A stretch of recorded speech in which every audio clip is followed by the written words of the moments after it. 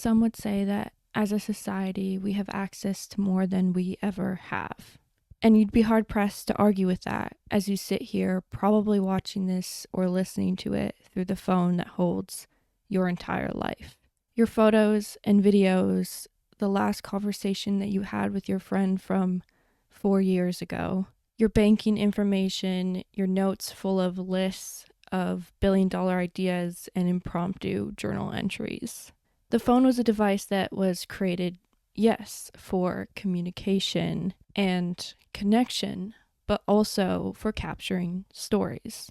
Videos of your kids' first steps, photos from each birthday as they pass you by, pages full of heartbroken and angry notes. Yet I'd argue that the more the phone is out, the less we actually remember. I have folders and folders of concert videos that for 2 years have sat unopened. And it was only a short few months ago that I decided to be more conscious about how much I use my phone at a show, and instead of recording something, just dance, because I'd rather tell the story than show the story if it means that I felt it deeper. Through all of our advancements, we have lost more than just the plot. We've lost the story. Yet no matter how many times society changes or technology evolves, I've learned recently that one thing will always be true, that we are built on storytelling. What was once the only way to pass down tradition, to keep others safe, to keep track of history, to teach the importance of morals. What was once taught by indigenous groups all over the world, or in parables of the teachings of Jesus, were stories. And nothing has changed about them, other than the fact that we've replaced them with 5-minute scrolls that turn into hours of wasted time, or 5 hours of overtime that, instead of pushing you closer to success, push you closer to burnout. Stories are still how we learn about each other, how we learn about ourselves, how we learn about the world, how we learn to be safe, how we learn to be adventurous, when to speak up and when to walk away. When I say the words collaboration, community, poetry, history, necessity, expression, and teaching, you might think I'm describing storytelling. And in some way, I am. But I'm more so talking about something that has and continues to keep storytelling alive. Hip hop.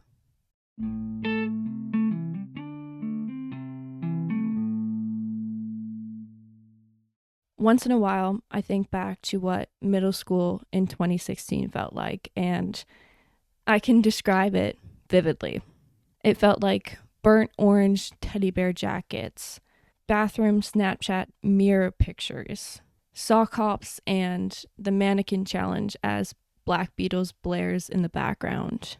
Fast forward a couple years, and I find myself in high school in 2018. This time around, I've swapped out my purse for a JanSport backpack. Every girl in school owns a North Face puffer jacket, and the dance playlist is now loaded with songs like Sicko Mode and Mo Bamba. I noticed that if I look back on periods of my life, I could quite easily recall them if I was only reminded which hip-hop song was popular at the time. And as I left behind my high school trap and rap, and slowly kept going backwards all the way through the 2000s, to the heat of the 90s and the momentum of the 80s, to the beginning of it all in the 70s, you're left with hip-hop. A title that shouldn't even be held just back to a genre, because it was and is much more than that. The roots of hip-hop parallel the roots of storytelling so perfectly. So I'll repeat them one more time. Collaboration, community, poetry, history, necessity, expression, and teaching. In a world that is so overstimulated, hip-hop has kept track of time through story and evolution without losing its roots. What a beautiful gift it is to look back on a moment in time and feel the world through the music that was being made. But before we get into hip-hop and why it's such a good example of the importance of storytelling, let's talk about why storytelling still matters, even today. Tell me a story. Read me a story. are the famous last words of almost every kid as they crawl into bed. And for a moment in time, maybe the only moment all day, the child will settle and listen to how many times Sam denies green eggs and ham, and wonder if the very hungry caterpillar will ever get full. Please, can we watch just one more? Are the pleads of that child when they get a little bit older and are introduced to movies like Harry Potter and Narnia and Lord of the Rings and Star Wars. And then very quietly but quickly, our interest drops off. We might feel deep love and nostalgia for the books or movies that we once loved. We might even watch them over and over again. But the more of the real world that we're exposed to, the more we forget how important stories are for us. Like I said earlier, stories preserve tradition and history, which means in a world without 23andMe or Ancestry.com, you knew who you were by the stories that were told to you by your parents, your grandparents, your uncles, and your aunts. The reason my family has our Christmas dinner on Christmas Eve is because of my grandparents. The reason that on that same evening my mom makes rice pudding is because of my grandma. But the reason that on every birthday a Danish flag sits out on the table is because it matters to my mom to create a tradition that keeps the history alive.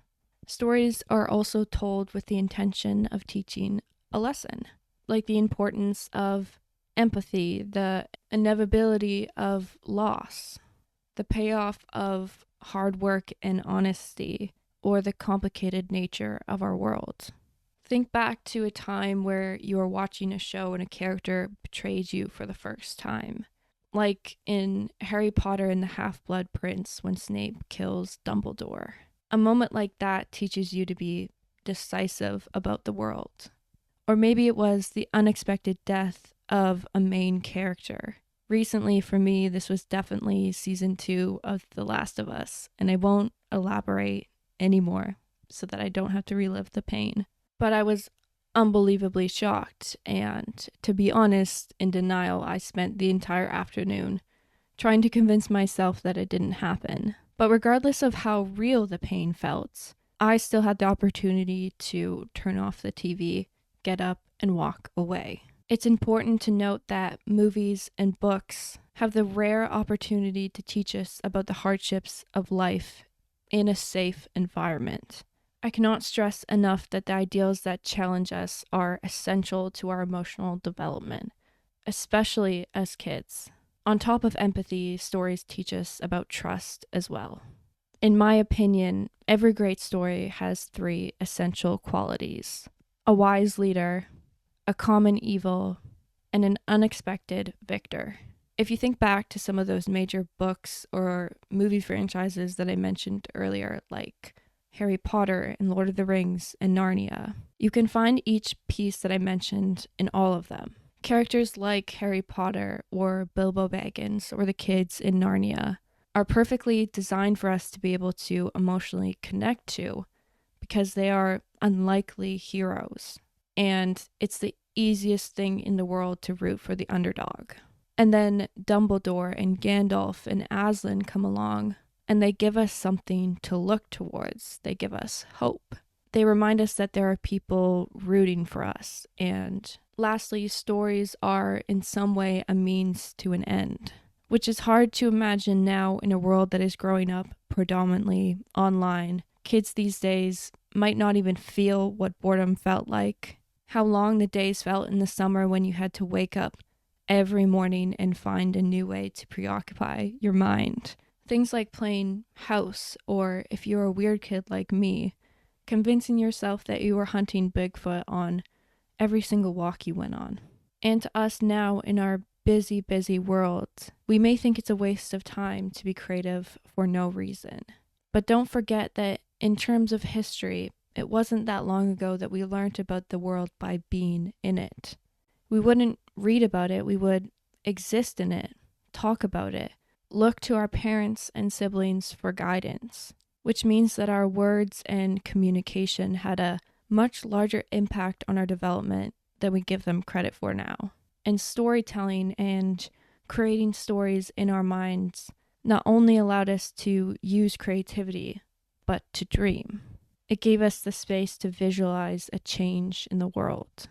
But more importantly today, do not forget that there is still an overwhelmingly large population of the world that is denied access to education, which means that there are tons of kids out there whose lives and only peace relies inside of their minds. Don't let the fact that you're comfortable simultaneously mean that you take for granted what you have. Your normalcy is not everybody's reality. And when you grow up in a country alike to mine, one that grants you access to a platform such as YouTube or Spotify or Apple Podcasts, one where you can not only get education but also get secondary education and build a life for yourself. Don't get caught up so much in that familiarity that you forget it's a gift. Hip-hop artists are examples of people who realized this gift and they used it. All I need is one mic are the words of Nas. Give me a paper and a pen so I can write about my life of sin are the words of Tupac. I see you, you see me, both see what we want are the words of Kendrick Lamar.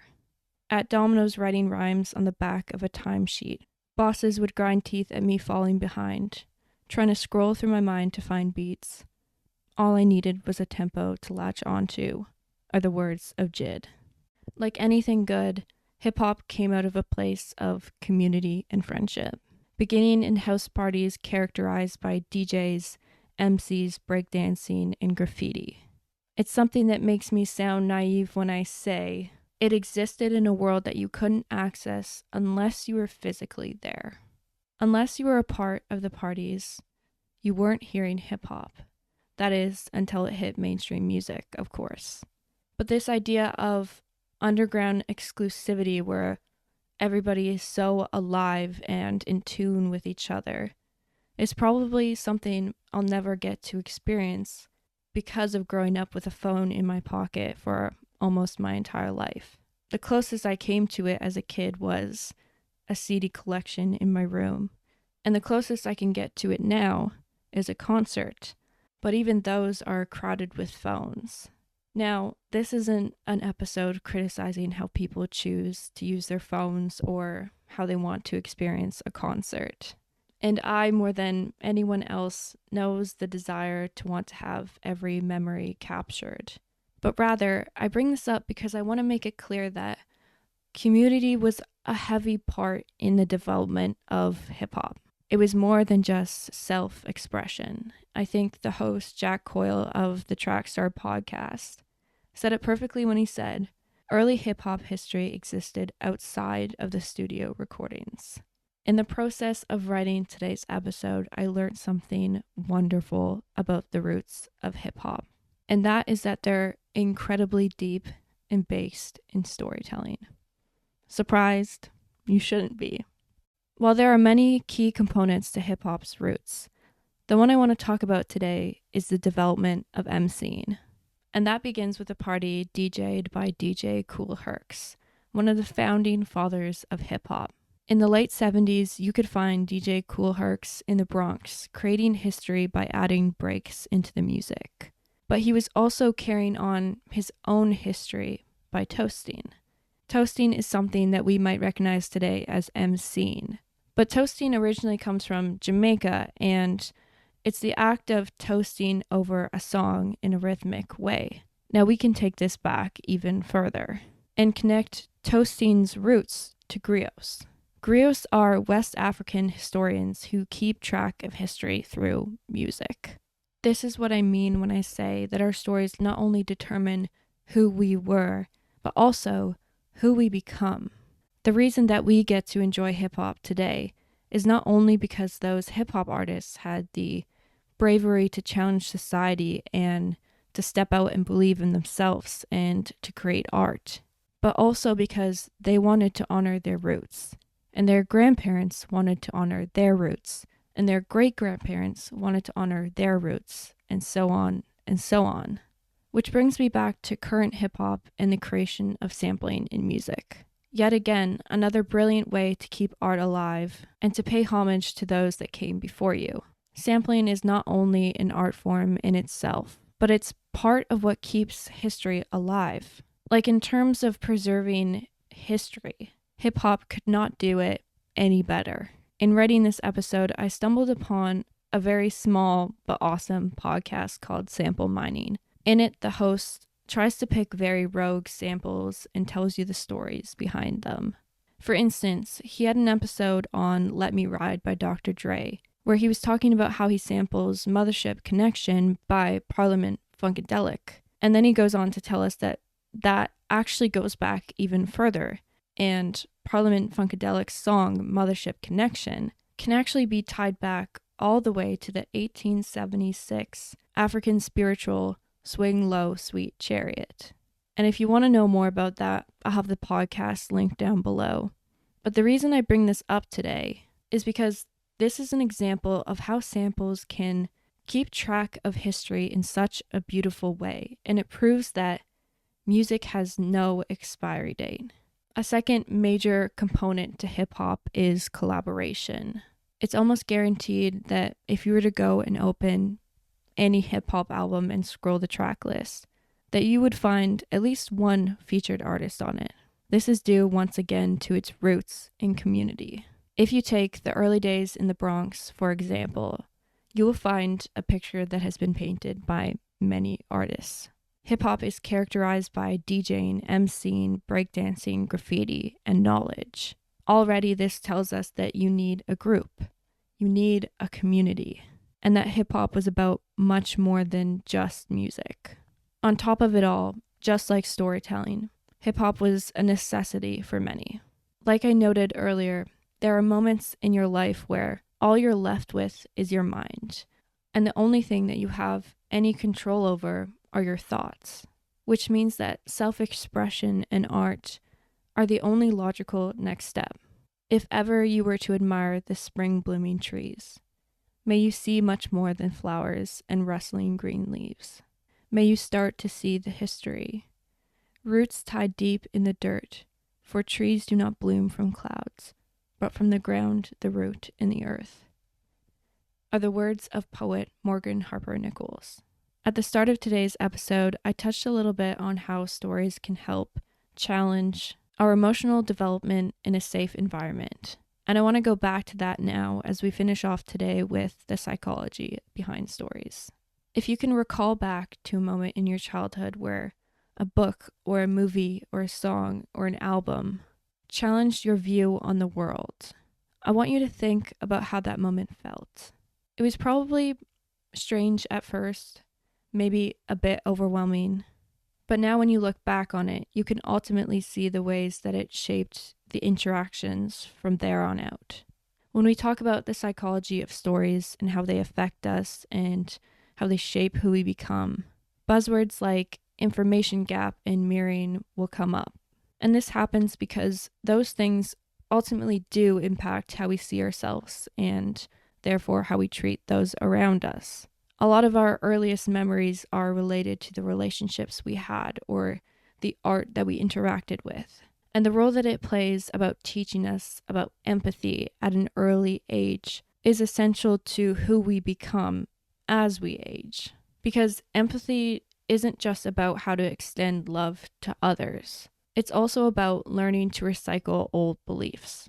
A while ago, I listened to a Huberman's Lab episode on creating a gratitude practice. In it, Andrew explains that the benefits of engaging in a daily gratitude practice are that you gain more control over your brain, which is important because the brain controls the heart. So eventually, if you continue to implement this moment of grateful rest, you can change the resting state of your heart and therefore lower cortisol and anxiety states, and instead increase attention, motivation, and memory. Scientists found this out through a study where they were trying to figure out what the best gratitude practice would be. In that study, they had individuals listen to other people's stories of struggle to relief. And what they learned is that we actually feel the most gratitude when we listen to other people's stories. Specifically those where someone was in the hardest moment of their life and were provided help by someone else. I find this incredibly fascinating because it means that something like gratitude that can greatly improve the quality of our life is felt the most when we're in community and when we are reminded that there are good people out there who are ready to help us. Somewhere deep in our brains, this is telling us that someone will be there to help me too. So with this knowledge, I want to take us back to hip hop because this answers why we find it so easy to connect with the poetry of that genre, because they are literal accounts of their life. And you can feel the depth of the importance of the words that they choose to speak. Storytelling is the reason that for a girl like me, who grew up in a very different environment, still emotionally connects to the music because I can feel their emotions in their words. I want to leave you today with a couple journal prompts because after writing about stories for weeks, it got me thinking about what my favorite stories are to tell from my life. So here are a few prompts to get you considering the same thing. What stories about your life will you tell your kids one day? What stories about your life will you tell your kids when they're adults one day? What moment would you love to go back and relive? Why? What story brought you a lot of pain in the moment but ultimately changed the trajectory of your life? And finally, what is your favorite hip hop song? Let's let music bring us together, and don't forget to grow up slowly.